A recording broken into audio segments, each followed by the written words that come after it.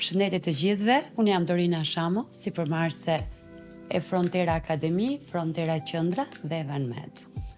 Sot, ndryshe nga herët e tjera, kam të ftuar shumë special, që është dhe bashkëshorti im, Bestik Shamo. Faleminderit shumë që pranove, mas shumë sforcësh të jesh pjesë e podcastit tim. Nëse u gjeta, dhe shpesh të tjetë një episod e këndshëm, do t'jemi shumë të vërtet midis njëri tjetrit dhe aty që na dëgjojnë. Duke mos marrë parasysh që jemi në një podcast, po në këtë rast jemi thjesht në një bisedë në të dy. Dua të bëj disa pyetje nga ato të vështirat për natyrën tënde, por patjetër edhe për mënyrën si ne flasim në prapasken, por për sa i përket intervistave ballë për ballë, ne nuk e kemi pasur kur mundësinë për të bërë këto pyetje.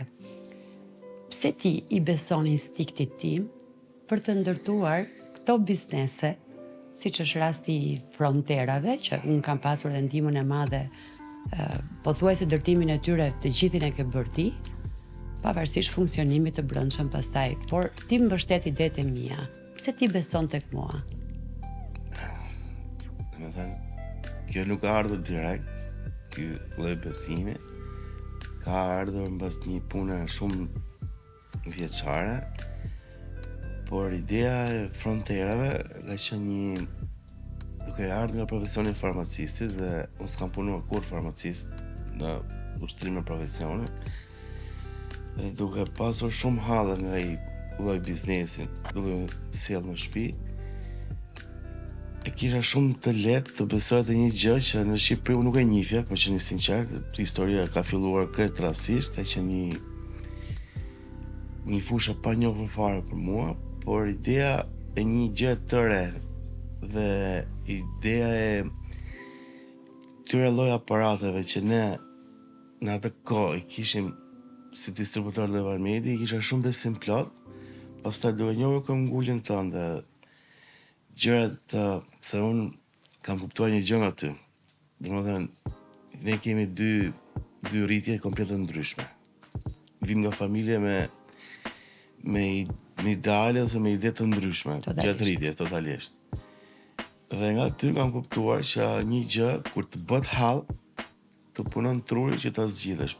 T'ja përzgjidhe dhe duke besuar të gjitha ato që thash më parë, duke besuar te këmbgulja që ke pas, që karakterizon dhe tashti jo që ke pasur. Kisha shumë besim plot që ishte një gjë që do ishte shumë përpara. Ishte edhe momenti që në Shqipëri ishin shumë të pakta këto lloj aktivitete. Ky investim edhe kjo lloj fushë ishte e pa zhvilluar dhe normalisht ka sjellë. Shumë, por më përpara ishte kohën kur ne kemi hapur këtë.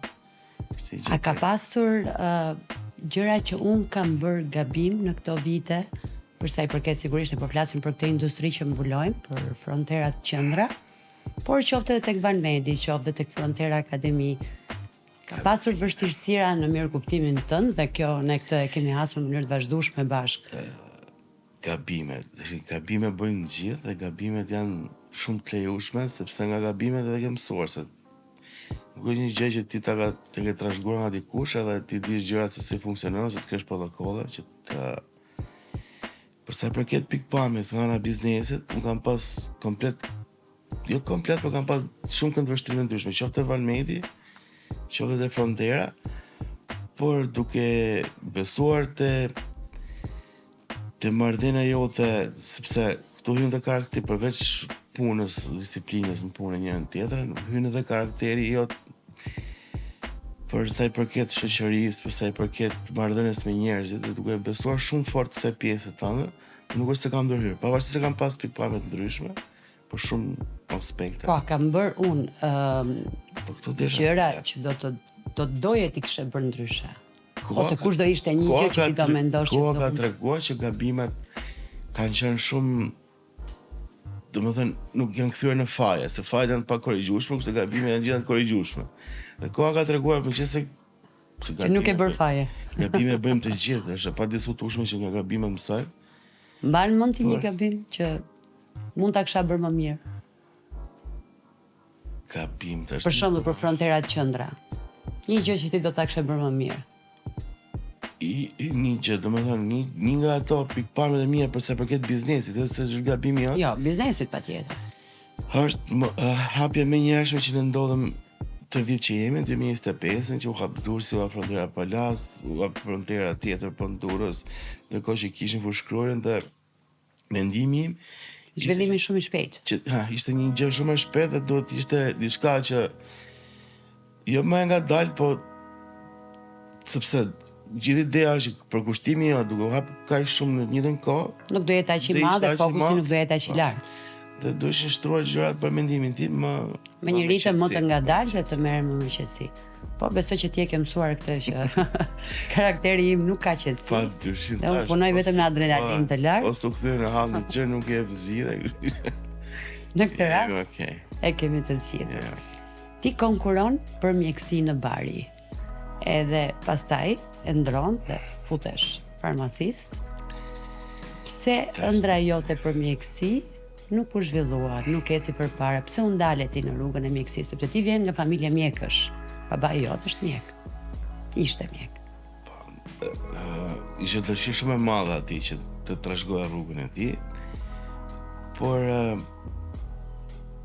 nuk është se u tërhoqja për shkak të vështirësive të shkollës. Domethënë në Itali ishte një gjë shumë sepse na pengon të gjuha, pavarësisht se jemi italfolës shumë të mirë, por gjuha teknike, gjuha e shkollës është komplet një gjë tjetër dhe kisha vështirësi për të qenë sinqert. Po nuk është se u tërhoqja, po bëra, mbas ishte edhe shumë i vogël në atë kohë, shumë i vogël. Në sensin që të merr vendime kaq të mëdha, por duke menduar gjithë vështirësitë e jetës që janë kaluar në shtëpi nga sjellja e hallave që sillte babai ndjer, mendova që përveç se është një fakultet i vështirë, do ishte edhe një jetë e vështirë, po të vazhdoja atë rrugë. Bravo. Kurse, duke pas dhe një mik shtëpie në Itali, në Bar në atë kohë, ishte një Ismail Qemalit, në Din Vlore, ishte rektori i fakultetit të sociologjisë. Dhe gjatë bisedave, se u takoja shumë shpesh me ta të dielave, kur kishte kohë, gjatë bisedave me të më thoshte shpesh që jeta nuk duhet marrë shumë vështirësi, domethënë nuk duhet sepse ai studion të anën psikologjike, atë profesion kishte, nuk duhet futesh shumë në hallet e njerëzve, se sa ta bësh jetën tënde më të lehtë. Dhe ideja ishte që farmacia ishte një shkollë pak më e vështirë, sepse kishte shumë lloje kimishe. Por ishte më e lehtë më Por brapa. si profesion dhe ishte më i lehtë. Dhe kjo ishte ideja që më dha një... Pastaj unë vështirësitë asaj kohe vetëm që vija nga një jetë në shoqëri shumë të madhe në Tiranë, për ato vite, flasim në 98, e kisha shumë, dhe andej kisha shoqëri me qytetarë, me njerëz italianë, me studentë italianë, po ishte komplet mentalitet tjetër për kohën që ne ishim, sepse sot s'ka asnjë ndryshim. Dhe nuk është se e gjeta veten plus vështirësive të shkollës, plus vështirësive të shoqërisë dhe mas një viti me pa dëshirën e prindërve vendosa të kthehem. Por kthimi ishte një problem të vazhdimësia në shkollë, sepse në ato vite ishte me konkurs, hyrje në universitet private nuk ishte. Dhe gjithkohës mendoja si ta zgjidha këtë, po fal misive, shoqërive, domethënë e sigurova një pjesë, një gjys premtimi dhe u ktheva pak si kokën mbrapa më pastaj dhe vazhdova fakultetin e farmacistë me gjithë dëshirën e prindërve. Dhe mbasi u diplomova, prap për dëshirën atyre kryeva një master, po në fushën time për menaxhim departamentesh farmacetike, po në Itali dhe ishte një si rikthim në tregun italian për të thënë atë. Rikthim ose si një falënderim për prindit që kam ngulin që kisha një diplomë italiane. Tim evropian. Për të gjithë ata që nuk e din, ti je djali doktor Petro Shamus, doktor Petrit, që padyshim ti si baba dhe unë për vitet që kam jetuar me të e kam dashur shumë.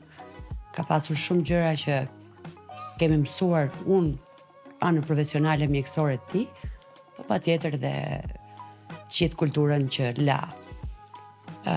Çfarë mendon ti që të ka lënë në base, nuk flasim për pasuri materiale të tij, por çfarë mendon një gjë të rëndësishme që ai të ka lënë pasuri?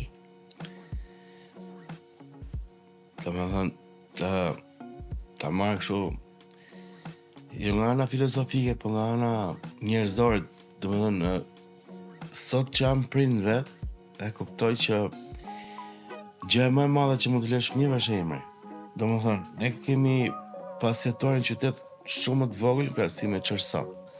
Se sot Tirana është bërë qendër e Shqipërisë dhe më gjerë, dhe ka shumë ndryshim në mentalitet për rritjen e fëmijëve, për sjelljen e prindërve. Gjërat kanë evoluar shumë, po në kohën që ne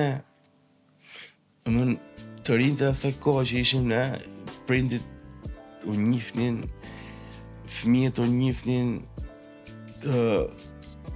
Ishte më lehtë. Jo se ishte më lehtë, po ishin ca principe ose ideale të tjera për rritjen e për një familje ose për rritjen e një familje, siç e kanë të gjithë njerëzit. Dhe ideja ishte që babai më përsëri shpesh, gjë materiale në këtë botë është e ndryshueshme, kurse pasuria më e madhe ishte emri i mirë, si thur që sepse kështu funksionon gjërat në atë kohë. Se ne akoma po ecim në emrin e Doktor Peçit. Unë akoma futem në QSUT dhe jam me emrin e Doktor Peçit. Por gjërat kanë ndryshuar, kanë evoluar, po për kohën që ne ishim, kjo ishte vetmja, se thua, trashëgimi që dhe unë, edhe pse gjërat kanë ndryshuar, prapë sot them që është e vlefshme për çdo familje, për çdo fëmijë, për çdo brez dhe për çdo kohë. Për çdo brez që të trashëgosh një emër të mirë. Ne të dy gëzojmë 2 fëmijë si yje, Vanessa dhe Anri, në një moshë adoleshente tashmë. Kush mendon ti që do trashëgonte profesionin e gjyshit nga të 2 fëmijët tanë? Nëse mund të trashëgoj në njëri nga Unë personalisht nuk dua të ndikoj fare të zgjedhjet e tyre, unë personalisht. Padyshim që do mbaj qefi që si çdo prind që fëmijët të ecin në rrugë të mirë, në rrugë të mbar, dhe pse jo edhe në rrugën e... Por me çfarë shikojnë rritjen e përditshme, Anri është një tip më këmbgulës, më studius, jo se Vanessa nuk është, po se tash i mos jam çunë gos, çunat kanë pak më shumë intuit, ose nuk e di, po shoh një këmbgulë më të madhe të Anët, përsa i përket kuriozitet më të madhe të Anët, përsa i përket pavarësisht se ai e shpreh që do të bëhem doktor, po unë nuk është se ja ushqej. Ka një zgjedhje të vështirë, neurokirurg. Mbi të gjitha, po nuk është se ja ushqej këtë që t'jetë i lirë në zgjedhjet e veta, se mendimet e ndryshojnë me kalimin e kohës, me rritje. Dhe shpresojmë që të bëhet më e mirë për fëmijët tanë. Ti ke një lidhje shumë të veçantë me Vanessën, jo sepse unë nuk e kam, se normalisht të 2 fëmijët janë shumë të lidhur me të dy ne, por që si duket ajo tradita shqiptare që vajzat janë të lidhura me babat edhe nëna me çuna, dhe Vanessa ka një lidhje shumë të mirë me ty. Ndonjëherë edhe kundra meje, me thënë për masën ngjashmërinë e karakterit që të dy keni me njëri tjetrin. Sot Vanessa, para se të dilja, më ka dhënë një letër për ty. Që ka shkruar ajo. Nëse ti do, unë mund të ta lexoj, nëse ti do, mund të lexosh. Jo, ajo e ka bërë për ty që ta lexosh. Dhe e ka shkruar ajo vetë. Nëse ti do, mund të ta lexoj unë, nëse në të kundërt mund ta lexosh ti.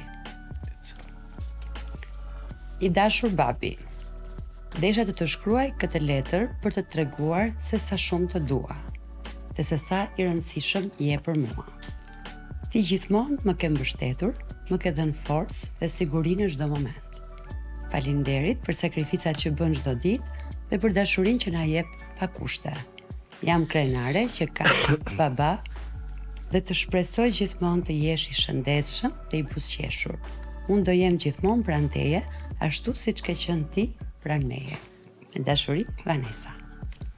Kjo është letra që Vanessa ka zgjedhur të thotë. Përveç përveç marrëdhënies babe bi, që është shumë që e kam pothuajse gjithë njerëzit e botës. Është për ty. Faleminderit. Desha të thoj që ne mungesa se ne jemi një dy çuna në familje. Unë dhe vllai dhe gjithmonë që i vogël kam pas dëshirën një motra. Që ka pas edhe emrin, ja keni pas vënë emrin. Në atë kohë ishin Manjola. Dhe lindja e gocës më mbushë shumë nga ana shpirtërore sepse gjithmonë e kam pasur dëshirë një motër dhe tash jo se me vllajin shoqërozohet të shkojmë shumë mirë dhe jemi të dy shumë të lumtur me një tjetrin, po sigur na mbush atë boshlikun ardhe gocës një dhe unë e trajtoj gjithmonë si motër. Pavarësisht sa është e vogël akoma, po më tej dën që do rritet një ditë dhe do bëhet shumë mbështetje për mua. Dhe emrin e Vanesës e vendos ti. Pasi ne morëm vesh që nuk do ishte çun. Ishte një dëshirë Kishim gëzuar për çun, marrim vesh që ishte vajzë. Mendimet asaj moshe. Se Vanesa, nga ku? Ke pas ndonjë shoqe, ndonjë gjë përpara? Absolutisht, nga filmat, nga që shifshim atë kohë. Kishte goditur si emër, ishte emër jo shumë i përdorur në Shqipëri. Dhe dëshira ime domethënë vendosja e emrit ishte përpara se të dije që do ishte, nëse dikur do jetë vajzë. Po, do jetë me emrin Vanesa. Zoti më dhuron një vajzë, për mendimin tim do ketë emrin Vanesa. Po pse jo Manjola si motra që ti doje? Po mirë, po atë ishte dëshira e familjes. Ndryshojnë gjërat. Ti ke një shprehje shumë të bukur që sigurisht kjo nuk më shton nga ty, po më shpohuar nga ty. Edhe unë e bëj humor vazhdimisht qoftë me ty dhe qoftë me persona që ne kemi të afërt e të dashur. Sepse ti ke një tërheqje shumë të lartë për sportin.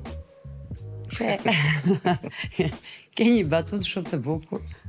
Dhe njerëzit afër teje ose ti e di shumë mirë se kush e ka thënë këtë batutën, do të doja që të më dashuroje sa Interi. Kaq e lartë është dashuria jote për ekipin. Gjithë e kanë në një. Pse? Po, janë komplet dashuri të ndryshme. Po, se ka shumë i lidhur me ekipin tënd të zemrës.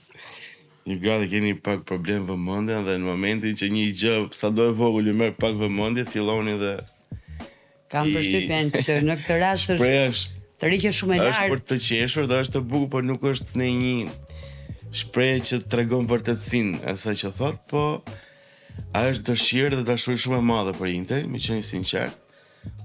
Por është pasion, nuk s'ka lidhje me dashuri njerëzore ose është që merr një vëmendje të lartë. Po merr vëmendje pa diskutim, ose një dëshirë. Kur janë majat e futbollit, siç është Inter, lërat janë shumë të shpeshta dhe koha që ti gjemosh ta lëra është pak më shpesh. Për shembull, në rast se ka në një event të familjes ose në një gjë të fëmijëve, padyshim është Inter i zgjedhja. Për shembull, që kishin fest me distributorin, me Valmedin, gjysmë finale Superkupës dhe unë e lash Inter. Është nga ato rastet për shembull shumë të rralla, se përgjithsisht. Rralla sepse nuk përkojnë oraret në festat që ne bëjmë. Duhet i lëmë më vonë se sa orari i Interit. Zakonisht kam pas fat, por oraret i kam ndjekur Interin, kështu që. Për shembull, un kam një bilet për Interin. Ja, mund ta shikosh vet, se ti ndjek edhe ndeshjet për kace. Po. Derbi Italis. Kjo është ndeshje që të pëlqente apo jo? Padyshim që po. Dhe unë si një dhuratë për të falenderuar për gjithë këto investimet ose punimet që ti e marr apo të ëndrat e bëra realitet të fronterave, është minimumi që unë mund të bëj tek dëshira madhe apo pasioni jot i madh ta ndjekësh nga afër. Përveç falënderimit për biletën, do të falenderoj edhe për mikuptimin që tregon gjatë ditëve ose gjatë javëve për kohën që ne harxojmë me këtë pasion. Por duke mos lënë maull asnjë gjë nga jo, po ka një por edhe kjo. Në të njëjtën ditë unë të kam bërë ty që të bësh një zgjedhje. O Inter, no? Ne të dy në Paris. Sepse përgjithsisht ne të dy nuk kemi udhëtuar asnjëherë vetëm për të bërë pushime. Dhe muajin e mjaltit e bëm 2 ditë vlorë që praktikisht Pas kohës ishte atëherë. jo, koha ishte shumë e mirë, por nuk kemi udhëtuar për të bërë udhëtime në çift, ne të dy, dhe në të njëjtën ditë ti ke një bilet për Paris. Ti ku shkon? Si gjithmonë do në mes dy zjarreve si karakter që jam, po unë zgjat ikim bashkë në Paris dhe ndeshjen e shohim aty në televizor, kështu që e zgjidhim shumë shpejt. Kam përshtypjen që kjo nuk është e vërtetë. Po jo se s'është e vërtetë. Duket se po e bën nga emisioni zgjedhjen kështu për publikun. Deri tani unë do doja zgjedhjen që do bëje ti shpirtërisht. Po jam shumë i vërtet, por shpirtërisht në krahasim duke i vënë. Shpirtërisht ku do doje të ishe ti? Tashti, nëse vët para dy zgjedhjeve, shpirtërisht do doja të jam me ty. Por duke pasur fatin ta shifshin në ndeshjen darkë. Po kjo nuk ka liri me kusht. Po nuk është puna liri me kusht, nëse krijon. Nëse ti je në Paris, ti nuk mund të shikosh Interi. Ti je në Paris për ta gëzuar, jo për të parë Interi. Gjatë procesit të darkës ose gjatë. Po nëse mund të kaftuar për darkë, ç'duhet të gëzosh Parisin, po mendje të vetëm tek mua. E lëm fare i të bëj. Zgjedhje detyruar apo zgjedhje shpirtërore? Ja, s'është detyruar, po me Juven kemi mundësi ta lozim prapë, kështu që zgjedh mua. Okej. Si e ke parë ti? Për një pyetje kam të ju Paris. Për një javë mbrapa do të jesh aty në Paris për punë. Po zgjedhja është pikërisht kjo, që ti të zgjedhësh kështu të mua ose Interin që ta kuptojmë, ajo shpreha kishte vlerë apo s'kishte vlerë? Ato njerëzit që e thanë shprehjen, e thanë të vërtetë. Nuk është të punë, domethënë. Apo nuk e thanë të vërtetë. Unë nuk jam natyrë që prish punë, zakonisht rregulloj punë, por zgjedhjet njerëzit i kanë dhe duhet i kenë. Validimet të gjithë duhet i kenë gjatë gjithë jetës. Okej. Në këtë rast edhe kjo është një validim. Punë të zgjidhur. Okej, ti zgjedh mua. Patjetër. Si do ta shikoje ti Dorinën? Një super shoqe apo shefe apo një bashorte shumë mirë? Mbase si për që në vërtet se si çdo çift ka debatet e veta, ka mendimet e veta dhe si bashorte mendoj që as unë as s'jam i shkëlqyer në sensin e por si shoqe do thoya që është 100% një shoqe domethënë që mund të thua çdo gjë, jam shumë komod në bisedat që bëjmë bashkë, në sekretet që ndajmë bashkë, në hallat që ndajmë bashkë. Dhe si shoqe të vlerësoj te maset, si bashorte secili ka. Kam ato. Ka ato vetat që mund të përmirësohen, Sa e vështirë ka qenë që të kesh një grua si mua të ikur me orë të gjata, në biznes gjithkohës, për të marrë vendime që ty të kanë sjellë vështirësi në mendime, në mënyrën e të jetuarit ose të humbasësh nga vetja. Është pak më e vështirë se orët e gjata them që një ditë do mbarojnë, do shtrojnë punët, gjërat dhe do vi një ditë që do mbarojnë, po kjo sjellë e hallëve të një pasnjëshme, sjellë e hallëve. Që nuk po mbaron dhe që duket sikur nuk do mbarojë me këto sfidat e 2026. Duan shumë adrenalinë, duan shumë kohë, duan shumë përpjekje, duan shumë mund. Dhe vjen një ditë mbase me kalimin e moshës që do mërzita.